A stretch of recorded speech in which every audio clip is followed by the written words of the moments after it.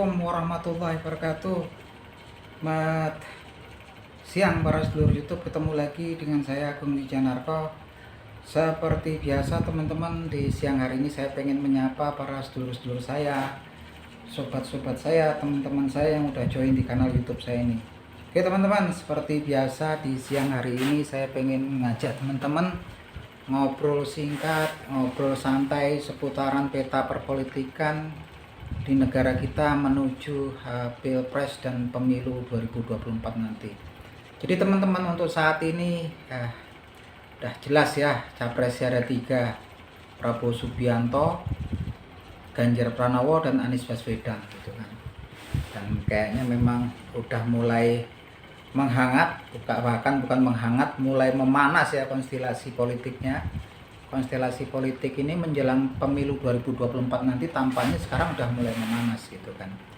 Mulai banyak tokoh-tokoh politik gitu kan yang melakukan manuver-manuver politik gitu kan.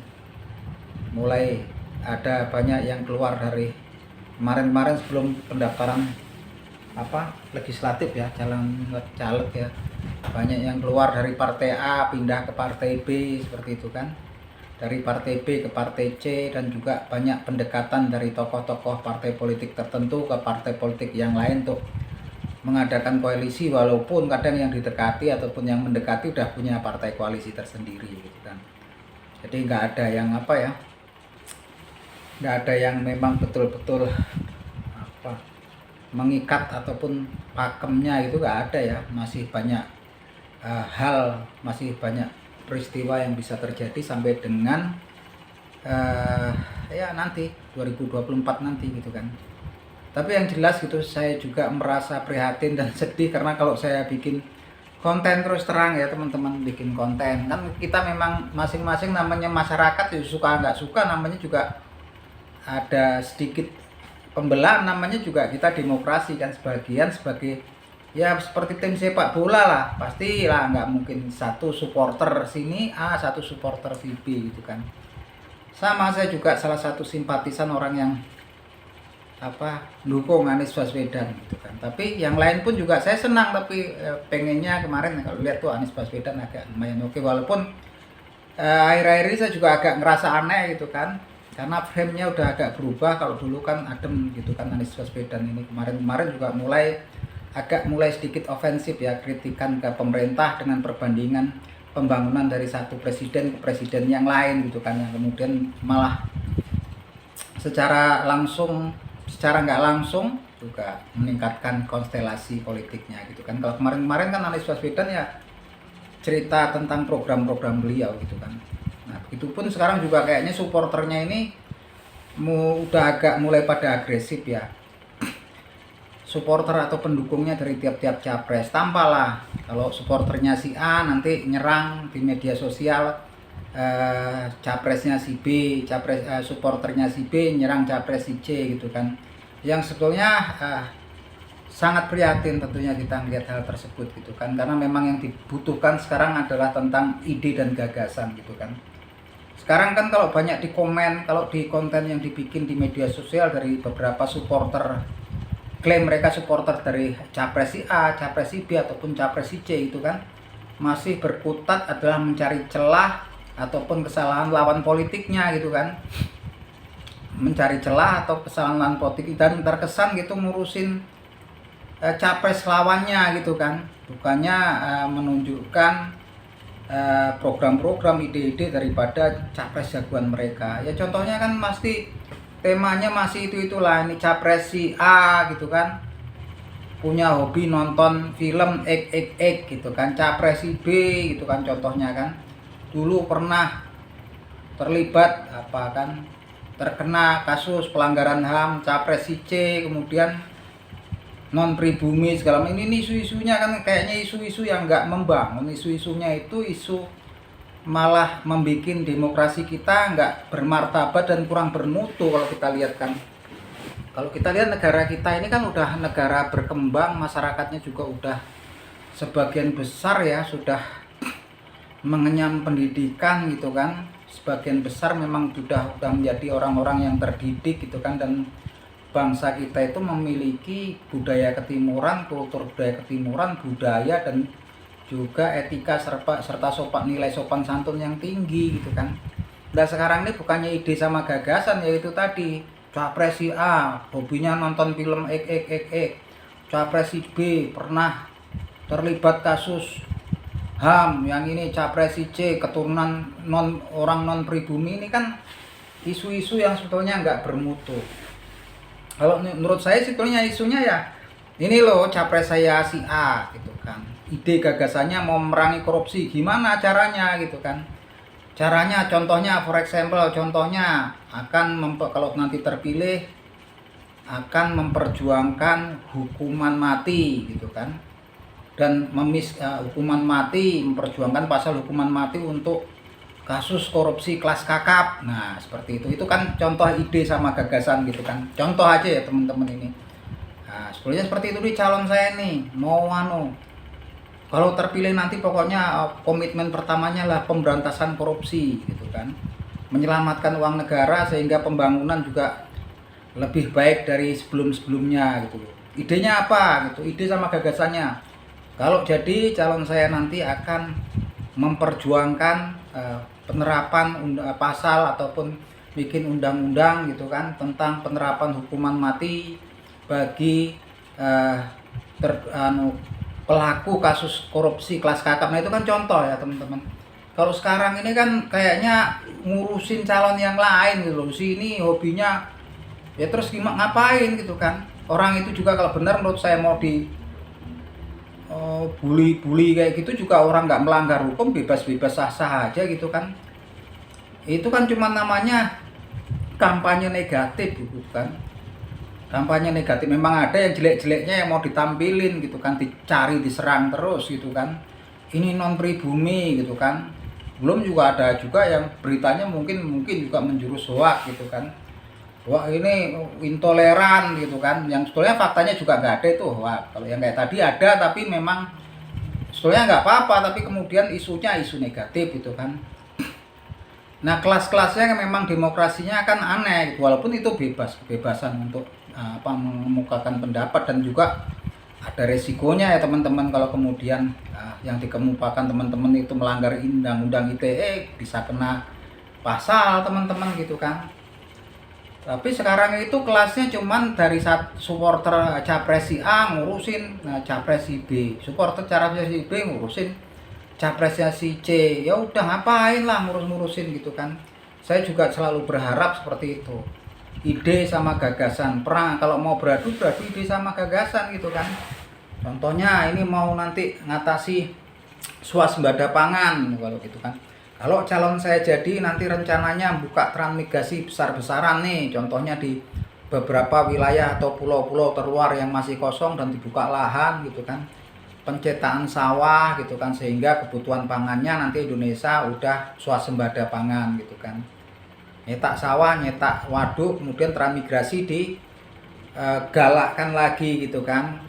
Contohnya seperti itu, orang-orang nanti yang mungkin tertangkap homeless ataupun gelandangan itu diusahakan dibantu, kemudian nanti diadakan paket transmigrasi untuk orang-orang yang mungkin sudah terlantar di kota-kota besar gitu. Ini contoh ide sama gagasan ya.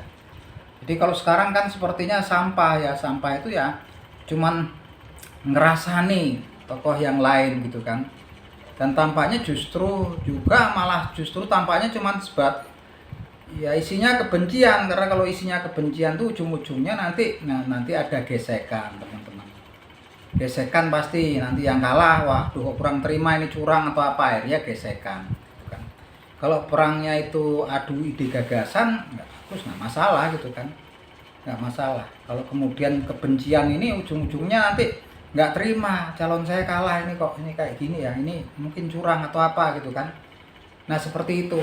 Nanti yang jadi juga susah, karena nanti juga di parlemen sama yang oposisinya memang diserang terus. Oke, terlepas dari itu memang sekarang konstelasinya suka nggak suka udah naik gitu kan. Konstelasinya udah naik dan memang tampaknya banyak juga peristiwa belakangan ini sebenarnya yang membuat konstelasi politik naik gitu kan. Salah satunya memang ada beberapa peristiwa gitu kan, contohnya kasus korupsi, dugaan korupsi daripada tokoh ataupun kader partai tertentu gitu kan. eh, Kasus dugaan korupsinya wah terus santer kan, kemudian dibumbuin lagi ini ada intervensi politik, ini ada intervensi kekuasaan gitu kan, walaupun juga buktinya nggak ada, tapi kadang-kadang kan ini memanaskan suhu politiknya dan juga mempengaruhi kadang-kadang ke capres-capres yang ada saat ini. Saya lihat ketara sekali ya, contohnya itu Anies Baswedan. Anies Baswedan itu saya angkat jempol gitu, saya salut karena dulu saya selalu senang lihat beliau itu, dukung beliau karena memang komentarnya adem, arif dan bijaksana gitu kan, nggak pernah menyerang lawan politiknya, bahkan perintah-perintah beliau, instruksi beliau kepada relawannya itu jangan pernah jelek-jelekin lawan politiknya gitu kan, jangan pernah gitu kan menyerang lawan politiknya gitu kan. Sekarang tampaknya beliau juga agak terpengaruh gitu kan, karena memang beberapa saat yang lalu kan pidatonya juga tampak kan ada kritik keras gitu, perbandingan pembangunan antara eranya Presiden SBY ya dengan Presiden Jokowi, dari presidensi A dengan presidensi B, yang kemudian malah meningkatkan konstelasi itu nggak kebiasaannya Pak Anies Baswedan ya saya rasa gitu kan. Kalau kemarin-kemarin kan nggak pernah yang seperti itu. Ini mulai manas karena nanti yang diserang juga pastinya juga sedikit banyak akan merespon. Responnya mungkin juga nggak begitu halus mungkin kan, tapi kan simpatisannya yang di bawah ini kan responnya keras, nanti kan dibalas lagi keras, ujung-ujungnya tensi politiknya naik gitu kan. Belum lagi tokoh-tokoh yang saya anggap tokoh-tokoh tua ataupun senior gitu kan dari partai politik tertentu justru nambah, bukannya mendinginkan, meredakan tensi politiknya. Itu kayaknya orangnya kurang bijaksana, kurang arif bijaksana, malah manas-manasin, membumbuin gitu kan, suruh fight back, melawan gitu kan. Kalau mau melawan bantu sendiri, dibantu dong itu. Kalau dianggap memang katanya mungkin dizolimi gitu kan, di framing, dibantu gitu kan, bukan malah cuman beraninya kemudian cuman manas-manasin, ngipas-ngipasin, karena nggak bijaksana. Siapapun dia saya anggap itu, saya nggak simpatik ya, nggak bijaksana. Kalaupun kemudian ada peningkatan konstelasi politik dan kemudian ada gesekan gitu, gesekan yang keras ya, gesekan itu di lapisan pendukung ya, bagian bawah, yang elitnya juga sekedar tensi politiknya gitu. Kalau ada gesekan keras kemudian berefek ke masyarakat, banyak yang terkena itu pastinya juga masyarakat gitu, orang-orang kecil gitu kan, dan orang-orang kecil yang susah gitu kan, memang yang selalu menjadi korban, menjadi kesulitan efeknya secara langsung ataupun tidak langsung itu kan. Otomatis kan kalau kemudian ada gesekan ini, tokoh-tokoh ini saya anggap udah senior gitu, kita hormati gitu kan. Teman-teman bisa lihat itu kan, koar-koar gitu kan, ini lawan gitu, fight back gitu kan. Apa maksudnya kayak gitu kan? Bukan tokoh bangsa yang patut kita tauladani kalau kayak gitu ya.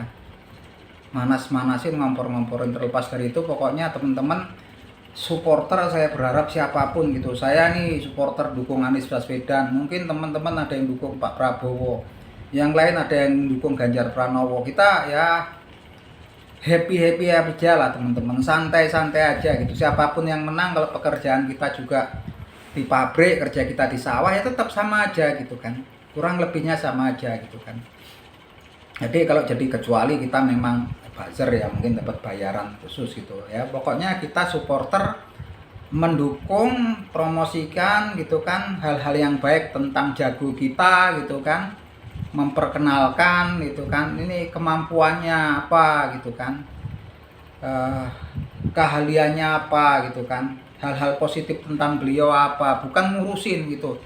Saya umpamanya saya dukung Anies Baswedan, ngapain saya ngurusin Pak Prabowo ataupun Ganjar Pranowo gitu kan, nyari kelemahannya. Kalau orang namanya manusia pasti ada rekam jejaknya gitu kan, namanya juga bukan malaikat gitu kan, pasti ada masa lalu, pasti ada kesalahan gitu kan. Nah ini kan sekarang dicari-cari yang masa lalu gitu kan, mau dikeluarin lagi sekarang gitu kan, mau diangkat lagi gitu kan. Nah yang seperti ini ya pasti semuanya ada ujung-ujungnya yang diangkat juga nyuruh nanti akan menyerang balik kayak gitu kan. Karena itu artinya kita cuman bisanya ngelihat balik ke belakang, mundur ke belakang gitu kan. Yang kita lihat tuh sekarang lah gitu kan, apa sih ide sama gagasannya gitu kan. Tapi ya itulah namanya politik ya teman-teman, penuh intrik gitu kan, dan setelah intrik-intrik kayak gitu. Jadi sampai kemarin juga ketika Ibu Megawati Soekarno Putri itu kan mengingatkan pada Mas Gibran wali kota Solo nih, hati-hati karena memang menjelang pemilu 2024 nanti banyak tokoh-tokoh politik yang memang kemudian melakukan manuver. Pesannya adalah silent is gold, diem itu emas nih kondisinya kayak gini gitu kan. Karena memang banyak yang mengail di air keruh gitu kan. Gitu kan. Terlepas dari itu memang ya saya berharap kedepannya negara kita mendapatkan yang terbaik lah gitu kan. Ini kan manuver-manuver ini akan terus ya. Partai-partai yang udah berkoalisi deketin partai-partai lain yang udah berkoalisi. Memang etikanya kan nggak melanggar hukum, tapi kan kayaknya waduh kasihan gitu kan, banyak koalisi ini udah 3 partai udah cukup, mau nyalonin didekatin partai lain biar berkurang ininya kan. Waduh ya nggak melanggar itu, cuman etikanya kayaknya waduh kayaknya sedih ya gitu kan. Kalau kemudian ada upaya-upaya untuk menggagalkan salah satu calon untuk maju gitu kan. Ngapain sih itu, nandakan bahwa yang mau menggagalkan itu juga capres itu maju juga sebetulnya udah mulai nurun percaya dirinya ya gitu kan. Udah nurun, apalagi kalau sampai nyerang-nyerang yang memang hal-hal yang enggak saya pikir atau hal-hal yang enggak penting, bukan ide sama gagasannya. Seperti tampaknya udah mulai panik ya, palang pintu atau barisan back atau barisan belakangnya udah melakukan sliding tackle keras, artinya memang capresnya tersebut memang punya kemampuan yang dianggap pastinya berbahaya, lawannya berbahaya gitu kan. Yo itu teman-teman, tapi memang saat ini memang persaingannya ketat ya teman-teman antara Ganjar Pranowo, Prabowo Subianto dan Anies Baswedan, dan memang asik untuk kita untuk waktu ke waktu kita analisa gitu kan. Kalau saya analisa terakhir ini memang sekarang justru walaupun ini Prabowo Subianto sama Ganjar Pranowo itu posisinya di koalisi yang didukung oleh capres-capres yang didukung oleh pemerintah sekarang gitu kan, tapi tampaknya justru adanya gesekan-gesekan di masa pendukung bawahnya gitu tampak banget di media sosial gitu kan. Yang dari Prabowo Subianto supporternya udah adalah yang nyerang-nyerang tentang Pak Ganjar Pranowo gitu kan. Begitupun dari pendukungnya Pak Ganjar Pranowo nyerang Pak Prabowo Subianto gitu kan. Tampak kan kemarin kan yang ini Pak ini capres ini hobinya nonton film untuk apa lah gitu kan, mulai tampak gesekannya gitu kan. Kalau itu dan itu terus juga asik serang-serangan yang notabene katanya mereka itu dukungan pemerintah, sebenarnya juga bisa blunder gitu kan, akhirnya kan asiknya dua kubu itu yang sebetulnya mereka juga kutubnya sama. Nah kalau sekarang kan Anies Baswedan juga kutubnya yang agak beroposisi yang beda gitu kan, dengan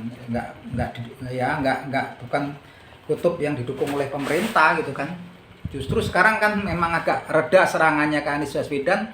Dan kalau blunder juga sekarang ini, kalau teman-teman mau tahu Anies Baswedan ini, saya juga senang gitu kan bahwasanya relawannya itu berkembang pesat di Jawa Tengah dan di Jawa Timur gitu kan. Pesat banget ya di area Kecamatan Temanggung, kemudian di Kabupaten Wonosobo gitu kan. Di daerah area-area tersebut sekarang udah mulai banyak relawan-relawan Anies Baswedan gitu kan, tumbuh gitu kan, mulai mengenal, mulai ngerti kan.